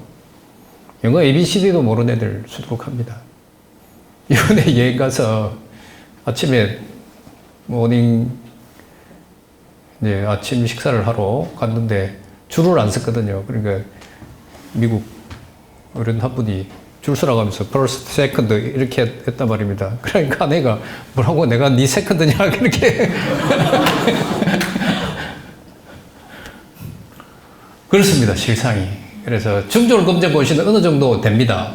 그러나 고졸 검정고시는 1년 만에 잘 안 돼요. 그래서 저희들이 해결책을 세운 게 부산에 전국에서 비행청소년이 가장 많이 간 학교가 있습니다. 이름 말씀 안 드리겠는데 그 학교 교감쌤하고 해서 성인반, 야간반이 2년간 6학기로 해가지고 졸업장을 주는 곳이 있거든요. 거기에 이제 아이들을 넣어가지고 지금까지 2011년 3월 15일부터 해서 올해까지 졸업 입학하고 해가지고 750명을 졸업장을 줬습니다. 이 아이들은 여러분들 대학 경쟁을 흐트리는 아이들이 아니고 단순히 졸업장만 있으면 살아갈 애들이거든요. 졸업장이 있으면 고등학교 졸업하면 군대 부사관으로 갈 수 있고 나중에 철 들어가지고 전문대로도 갈 수 있는 아이들입니다. 근데 여기에 졸업장을 받은 아이들은요 거의 비행률이 다른 아이들에 비해서 현격하게 줄어들어 있어요. 그래서 제가 그 교감쌤한테 늘 어립니다. 밥 사드리고 애들 이렇게 졸업장을 주셔서 고맙다고 할 정도로 그런 방법들이 있는 것 같은데 한번 찾아보십시오. 제가 하여튼 할 수 있는 것은 다 해본 사람이기 때문에 거기 마지막에 한국 학교 고등학교 학교 과정에서 나고 간 아이들이 가는 데가 부산에 있는 학교가 있고요. 거기에 교장 선생님은 어쨌든 한 나이라도 더 졸업장을 줘서 사람 만들려고 하고 있습니다. 최근에 이런 일이 있었습니다. 여자아이가요, 미혼모입니다. 애를 낳고 아빠 이름도 모르고요. 자기 이름, 성시로 아이 이름을 짓고 살아가는데 어느 순간 철이 드는 겁니다. 내가 이래서는 안 되겠다 해가지고 간호학과에 지금 부산에 있는 전문대에 입학을 했습니다. 할 수 있던 조건이 뭔지 아세요? 금융고등학교 졸업장이 있으니까 입학이 되는 겁니다. 그때는 몰랐는데 판사님 정말 감사하다고 지금 26인가 되는데 어쨌든 그 아이들한테 우리 사회가 손가락질 하기보다는 기반을 줘놓고 그죠? 점프할 수 있는 기반을 줘야 됩니다. 중졸은 절대로 점프가 안 됩니다. 그러니까 그런 걸 감안하시고 금전고시 도와준다고 하니까 감사드립니다. 최선을 다해서 도와주시면 됩니다. 됐습니까? 예.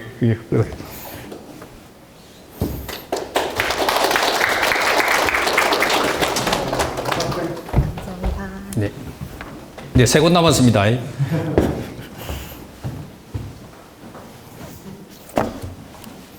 안녕하세요. 이화여자대학교 교육학과 재학 중인 8기 허예진입니다. 허예진. 네. 네. 제가 저번 학기에 이제 학교폭력이랑 학생의 이해에 대한 수업을 들었고 이제 교육학과 수업 들으면서 상담 심리교육 관련해서 비행 청소년이나 학교 밖 청소년 수업을 조금 들었었는데 이 학생들이 실제로 비행을 저지르지 않았더라도 이 비행 저질렀다는 낙인 때문에 나는 이제 비행 청소년이다라고 스스로 생각을 해서 다시 재비행을 저지르는 경우가 많다고 들었는데 판사님이 만나신 아이들은 실제로 소년재판까지 간 거니까 그럼 공식적인 낙인이 찍힌 거잖아요. 그러면 본인이 생각했을 때도 본인이 비행 청소년이라고 생각을 해서 그 낙인 때문에 회복하는 게 되게 어려울 것 같은데 그걸 관련해서 특별히 멘탈적으로나 관계적으로 케어하고 있는 부분이 어떻게 되는지 좀 궁금합니다. 네, 그 아이들은 스스로는요,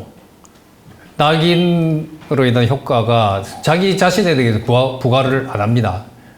그러나 사람들이 나를 어떻게 볼까라는 이것 때문에 두려워해요.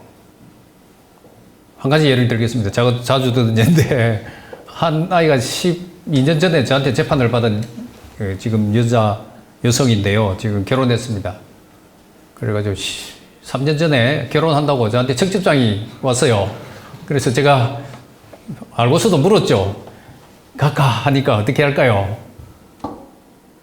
오지 말합니다. 오지 마라. 왜냐면 제가 유명해서 내가 가면 자기 신분이 노출된다는 거죠.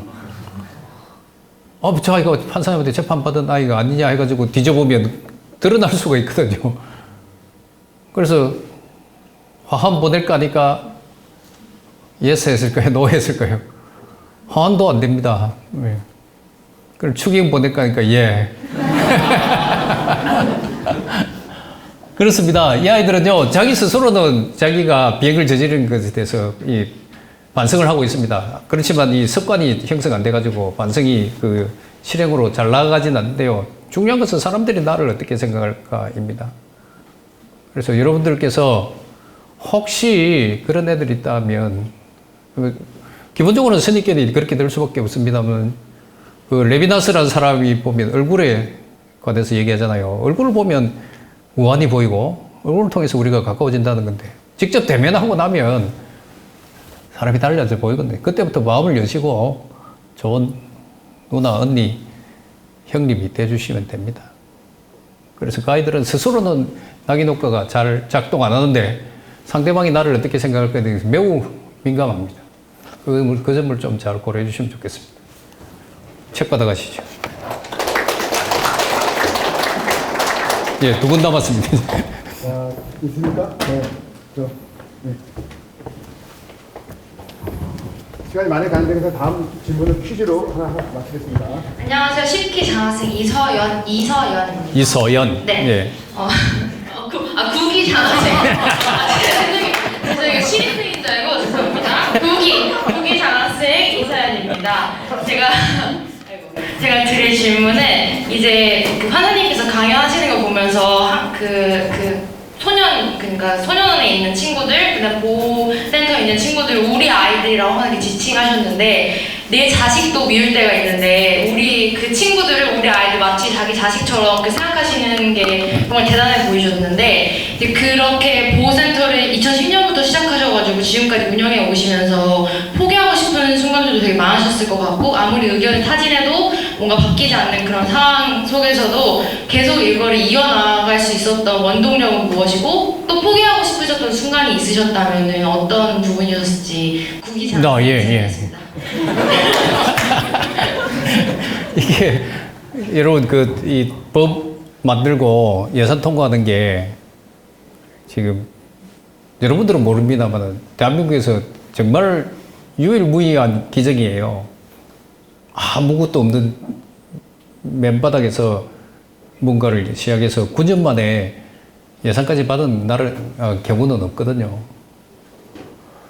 한 번은 이런 일이 있었습니다. 그 법이 통과되고 나서 예산을 이제 국회에다가 요청을 했는데 한 국회의원이 될 것 같아 해서 미리 두 언론에다가 예산 나올 것 같아 해가지고 그 사람이 이제 좋다고 싫었는데 그게 오보가 돼가지고 지구봉에 들어가고 싶어 포기. 그때 정말로 어디 지구봉이나 찾아 들어가고 싶었어요. 그런데 2018년도 2월에 또 가정부문을 떠나게 됐어요. 가정부문을 떠나면 이 회복센터 일이 가정부문 일이기 때문에 제가 왈가왈부를 할 수가 없습니다. 그럼 월권으로 해서 안 되거든요. 가뜩이나 판사님들이 제가 막 활동하고 돌아다니는 데 대해서 정치 나갈 거냐, 뭐 관종이냐 이런 식으로 해서 지금도 판사님들이 후원 거의 안 하시거든요. 그런데 가정부문을 떠나고 나면 이제 예산 달라고 외칠 사람이 아무도 없었던 겁니다. 그때 제일 힘들었어요. 그래서 그 가정부문 2018년 2월에 인사발령 났을 때 바로 사직서를 썼습니다. 네. 제가 8년 동안 계속 소년 재판해하고 이 청소회복센터에 관해서 제도를 완성하기까지 제가 가정법인에 있겠다고 선언하고 다녔는데 중간에 빠져나오니까 내가 더 이상 돌아갈 길이 없다. 지금도 못 돌아가고 있거든요. 그래서 사직서를 쓰는데 주위에 또 동료들이 말려서 여기까지 있고 그 다음에 기적적으로 또 그 예산을 받게 되었어요. 그래서 예산 받게 되고 2019년도 이후로는 제가 여러분 찾아보시면 TV 출연 안 합니다. 제가 TV 출연한 이유는 이 회복센터를 알리고 제도를 만들기 위해서였거든요. 그래서 차이나 클래스, 뭐 컬투 베란다 쇼, 뭐 사바시 같은 데서 오라도 안 하는데 그러면 유키즈 언더버가 어떻게 된 겁니까? 그거는 저한테 요청이 들어온 것이 아니고 2020년도에 나갔는데요. 대법원을 통해서 출연 요청이 들어와가지고 거부를 할 수 없어서 출연인데 잘 된 것 같습니다. 그런 경우가 있었습니다. 네, 받아가시죠. 이제 한 분 남았는데 퀴즈 하신다고 합니다. 나는 꼭 질문해야겠다는 분 있었습니까? 누구? 네. 마지막입니다.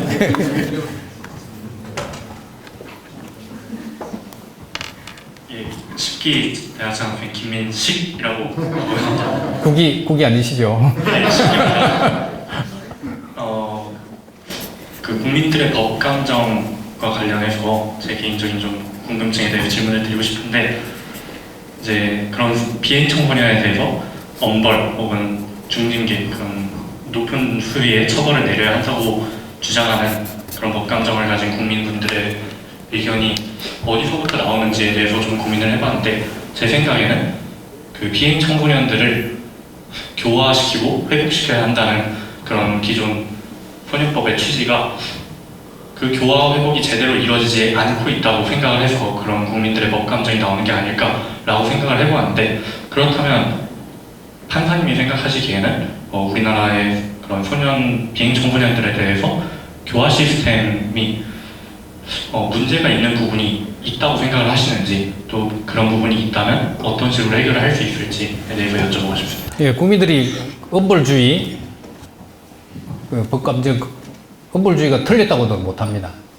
예, 그건 생각이 다를 뿐이죠. 그렇지만 우리가 엄벌주의로서는 해결이 안 된다는 입장이거든요. 엄벌주의만으로 해결했으면 미국처럼 전 세계 수감자의 20%가 미국 교도소에 있을 리가 없거든요. 그래서 그런 거를 설명하시면서 다른 길로 가야 되는데 아까 말했던 분명히 교화 문제 아닙니까? 교화 문제하고 첫 번째 교도소 문제가 소년교도소 문제가 당장 드러나잖아요. 한 개밖에 없는 것은 교화가 아니라 오히려 범죄를 조장하는 거지 않습니까? 어려 소년은 있을까요? 없습니다. 그럼 어려 소년에 처분하라고 7호 처분이 있는데 거기 가는 아이들은 6개월 동안 뭐 하는지 아세요? 정신과 약만 먹습니다. 가보고 제가 울었습니다. 제대로 된 조치를 전혀 하지 않은 상태에서 6개월 동안 격리만 시켜놓고 그 뒤에 나왔을 때 재비행하면 그 모든 책임을 아이한테 전가시키고 있지 않습니까? 그게 기본적으로 시스템이 잘못됐죠. 그 다음에 시설을 더 만들어 달라고 일본처럼 각 도마다 하나씩 만들어 달라고 해도 관심이 없으세요. 급식비 올려달라고 해도 1년에 50원씩 올려줍니다.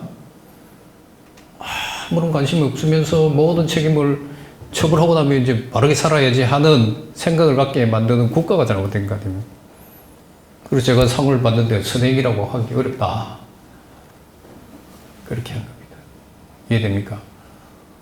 이로 말할 수 없는 게 있습니다. 예를 들어서 그러면 소년재판은 왜 이렇게 안 바뀌느냐? 여러분 나중에 변호사 되면 조금 관심을 가지시면 좋겠는데요. 소년사건은 이렇습니다. 처음에 비행 저지르면 슈퍼마켓에서 남겨 훔치다가 잡히잖아요. 그럼 부모가 있으면 피해 변상하고 죄송합니다 하면 끝나죠. 그래 안 되는 아이들 어디로 갑니까? 경찰서 갑니다. 경찰서 가면 부모님 또 달려가서 피해 변상하고 죄송합니다 하면 훈방됩니다. 그래 안 되니까 어디 가면 검찰청 갑니다. 검찰청 가서도 피해 변상하고 죄송하다면 기소유예로 빠져나가요. 그래 안 되는 애들이 어디 옵니까? 법원에 오는 거예요. 그럼 법원에 오는 애들은 어떻습니까? 그러지 못한 애들이 오는 겁니다. 이 아이들이 제가 조사해보니까 70% 이상이 결손 저속 비구증 그런 아이들입니다. 이런 아이들에 대해서 그건 가장 중요한 것은 뭡니까? 재빙을 막을 수 있는 어떤 길을 제시해 줘야 되는데 그런 길은 제시해 주지 않고 아까 말한 것처럼 격리시설도 절대적으로 부족하고 민간이 만들어 놔야 하고 그거 말고 제가 2010년 처음 시작할 때 11만 명이 그렇게 버려지고 있었어요. 아무런 시설도 없이. 그런데 이걸 변호사들이 왜 눈 감고 있느냐면 여기 오는 애들이 대부분 가난하니까 사선 변호인을 선임을 안 합니다. 1%도 안 돼요. 그러니까 변호사 여기 와서 재판하는데 뭐 3분 재판 들어보시죠. 컴담이 재판. 3분하고 자기가 수백만 원 받고 가면 당장 돈 내놔라고 할 거 아닙니까? 그렇다면 자기가 성실하게 변론할 거거든요. 그런데 사건 수임이 안 되니까 변호사들은 이 세계를 몰라요. 소환재판 70년 이상이 이렇게 진행됐다고 모릅니다. 관심도 없습니다. 돈 되는 민사 형사 사건만 하지 이 사건 소위 사건에서 관심이 없어요. 그러니까 여기는 발전이 없었던 겁니다. 이거 말고도요. 너무나 많은 얘기라서 다 말씀 못 드립니다. 그런 얘기하면 화도 나고 그래요. 왜 변호사들이 아까 말했죠. 우리가 사법을 배울 때 정의를 실현하기 위해서 왜 정의가 돈으로 전락하느냐. 그것도 의문이긴 한데요. 그래 놓고 제가 이제 호통치고 아이들하고 일 다닌다고 도와주지는 못하고 뭐 비꼬기도 하고 그래요. 그렇지만 가야지. 바뀌었잖아요. 아까 청소회복센터는 제도도 만들어지고 지금 국민들의 관심사도 조금씩 높아지고 이해해주고 그렇게 하는 겁니다. 그러면서 이제 우리가 이 세계를 바꿔나가야 되죠. 여러분들도 리더로서 바꿔나갈 세계가 있을 겁니다.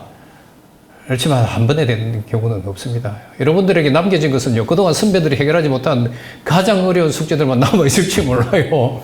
그런 선배들이 겪고 어떤 그 이상의 아니면 10배 이상의 고초가 기다리고 있을지도 모릅니다. 하지만 가세요. 하십시오.